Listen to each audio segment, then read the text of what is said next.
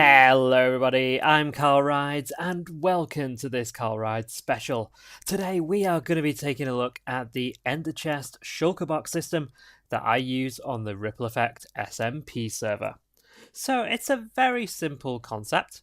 We have an Ender Chest right here, and inside we can keep up to 27 items inside it. So these could be 27 Shulker boxes or could be 27 individual items. So what I have is a system that looks a little bit like this, which we'll be going through in a second. So what you'll need for this particular system is, of course, a few ender chests that you can take around with you and put in your base and things like that. We're going to need some shulker boxes, and we're going to need an anvil to rename them as well. So the first thing I keep in my ender chest is 10 crafting tables. You can keep like a stack of them in there. Or when we get to 1.14, where we'll have things like the stone cutter and the different furnaces and the loom and things like that, you may want to swap this out for another shulker box and keep all of your furnaces and crafting tables and looms and all that kind of stuff in a shulker box. But for now, in 1.13, I just keep a crafting table there. So I can put them around when I'm building and have easy access to them. I also keep a bed in there, so if I'm out and about and I'm not near a bed, I can quickly get it out of my ender chest and put it down on the floor and sleep the night away and then bob it back into my ender chest. I've always got one of those available. The next thing I have in there is my valuables chest. Now you'll notice at the top of all of these, they are numbered. They have a dot and then a name on the top of them. These are the things that I keep in mind, but as we go through these, I'm going to tell you some other things that you could keep in there as well. So this is very much a kind of like an overview video of what you can keep in these boxes. So I have diamonds, I have lapis, emeralds, a lot of iron. I keep 3 stacks of iron in there in case I need to keep to make a beacon, and also these ingots as well. I have gold, I have golden nuggets and ingots as well. I also keep my iron bars and my iron doors in there as well. I keep some obsidian in case I need to make a nether portal, and I keep some coal ore, box of coal, and some coal as well. In the next box, I keep my tools and my armor. So this is number 2 toolbox. Now, these are basically a set of backup tools and armor right here. So you duplicate the ones that you use in the game every day, and you make another set of them just in case you die and you need them really quickly. I also keep a shield in there. I keep 2 tridents. One is an attack trident and one is what I call a launch trident. So that trident will have riptide on it, so you can go into a bit of water, shoot it up into the air, and with your elytra you can then fly from that. The attack one has the other enchantments on it, which means you can attack mobs in thunderstorms and things like that. I also keep my enchanted fishing rod, and you've got to have one. When you've got enough diamonds, you've got to have yourself a diamond hoe. I also keep a stack of firework rockets for my elytra. I keep some name tags, a brewing stand, some torches, some shears, flint and steel for that obsidian, a beacon to go with the beacon base in the first box, an anvil, some more ender chests in case I need to put some more down. I keep some leads in there as well, and a few potions. I keep fire resistance and regen in there as well. The next box is my dirt and grass box. This is number 3. So we have 3 columns of dirt. We have 2 columns of coarse dirt, 2 columns of podzol, and 2 columns of grass blocks. If you don't use podzol and coarse dirt that much, you could put them just one column of podzol, 1 column of coarse dirt, and then you could have a lot more space for ordinary dirt. Or indeed, if you use grass blocks more, you could do the opposite there as well. The next box is stone. So we have cobblestone, we have normal stone, we have a bit of dorite, we have a bit of granite and andesite as well. I've been really using andesite a lot more recently, which is really good. I'm really enjoying it on the Ripple Effect server. We also have some cobble stairs, cobble slabs, cobble walls. We have stone brick stairs, stone slabs, and stone brick slabs as well. We also have some of the mossy variants. We have mossy cobble, mossy stone bricks and mossy cobblestone walls as well. So I think that's a really good way of having all of the stone items available to you. Next, we have wood items. So we have our chests. We have 2 lots of sticks in case we need to make things like some more fences, or if we need to make some more torches and things like that using the coal in the valuables box.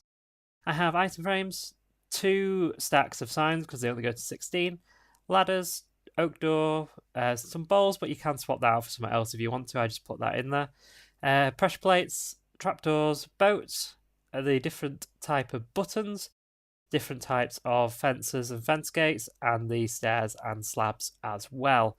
These boxes are meant to give you inspiration. So if you're on a build and you open the box and go, what could look good in that build? And you've got everything there that you might be able to use in there.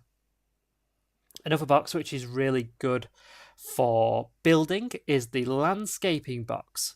So we have all the different types of flowers in here. We also have some cactus, some pumpkins, some hay bales, lily pads, grass, seagrass, vines, ferns, dead bushes. We have the sea pickles. We have red mushrooms, brown mushrooms, cobwebs, and flower pots as well. So this is really good for adding that little extra touch to your builds in terms of landscaping. Other things that we use in landscaping, such as leaves and things like that, we'll get to later on. The next box is our food box. We have some steak, rabbit, pork chops, chicken, cod, salmon. I'm using a lot of salmon on the ripple effect at the moment. We got some wheat so you can feed up your animals. We got some bread, potatoes, baked potatoes, melons, apples and the golden variant, carrot and the golden variant. We also have some of the stews as well. We have pumpkin pie, we have cookies, and of course, the worst food in the game, but the most fun, cake. So that is the first line of our ender chest. We've already got a load of really good items in there. The next 2 are very interchangeable. So if you don't use a lot of concrete, for example, you may not need as much as these as I have in mind, but I use quite a lot of concrete. So we have a box full of gravel, and we have a box of mainly sand up to here, a bit of red sand and a bit of the sandstone and the stairs and the slabs as well. The next one is logs and planks. So with 1.13, we got some new wood types. So for each type of wood, we have 4. So there's the oak, there's the spruce, there's the birch, there is the dark oak, there's the jungle, and the acacia as well. And down the middle, I've just put in 3 more stacks of oak logs as well, because they're great for making things like sticks and other things as well throughout the game. So it's good to have those with you on a project. The next one is leaves, saplings, and seeds. So we have all the different variants of leaves in here, even dark oak, jungle, and acacia. We have the different saplings as well, including those as well. We have the wheat seeds, the pumpkin seeds, and the melon seeds. I don't have space in here for beetroot seeds, but if you use beetroot, then feel free to swap out one of these. Maybe you could swap out an oak leaf there and put some of the beetroot seeds in there. The next one is probably one of the most important ones, and that is the redstone box. So in my redstone box, I have a block of redstone, 64. I have 2 stacks of dust, some torches, dispensers, droppers, observers, comparators, repeaters, hoppers, redstone lamps, rails, powered rails, detector rails, activator rails, minecart. I have a daylight detector, stone pressure plates, slime blocks, sticky pistons, trap chests, although we don't use those a lot now because of the new chest mechanics in 1.13. Note block, TNT, of course, tripwires, stone buttons, and levers as well. So that's a really important box for anyone who likes redstone. The next one is our glass box. We have normal glass, and then we have the 16 different colours. You then don't have enough space for 16 of the panes. So we got 1, 2, 3, 4, 5, 6, 7, 8, 9, 10. So you can only fit 10 in here. So pick wisely the colours that you use most often in the panes to put in that section right there. Box number 14 is concrete. This is very much the same. We have the concrete and then the concrete powder, because I like to use the grey concrete powder quite a lot in my builds, rather than just the concrete variant, because I find the concrete variant very dark. So I like to keep both of them on me. So white, we have the light grey, black, and all the different colours as well, right up to brown right there. There is one more space in this box right there, so I just filled that with another stack of white concretes. The next one is very, very similar. This is wool and carpets. So you have all the different variants of colours. We have another stack of white wool, and we also have the 10 most used colours of carpet that I use in the game. But obviously, if you don't use carpets, you could always put another stack of each of these wools in here as well. The same is true of the concrete as well. If you don't use concrete powder, then feel free to fill this up with just concrete. Same goes for the glass as well. Terra Cotta is an interesting one because it has really interesting colours. So what I do, I keep 3 columns of Terra Cotta. I keep a stack of clay, blocks and clay itself. I then keep a stack of white Terra Cotta and then the different colours as well. I really like these colours because they're quite muted compared to like the wools and stuff. So I really like to use these in my builds. If you use a lot of cyan terracotta, for example, then feel free to take one of these rows out and put in a lot more cyan terracotta right there. It's very much up to you. This system is just my opinions on what you should be keeping in these boxes.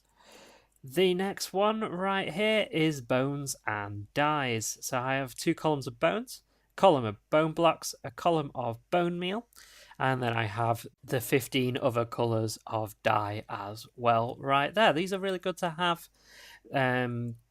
if you need to make some more concrete or using the gravel and the sand, or if you need to colour some wool, for example, they're really good to have.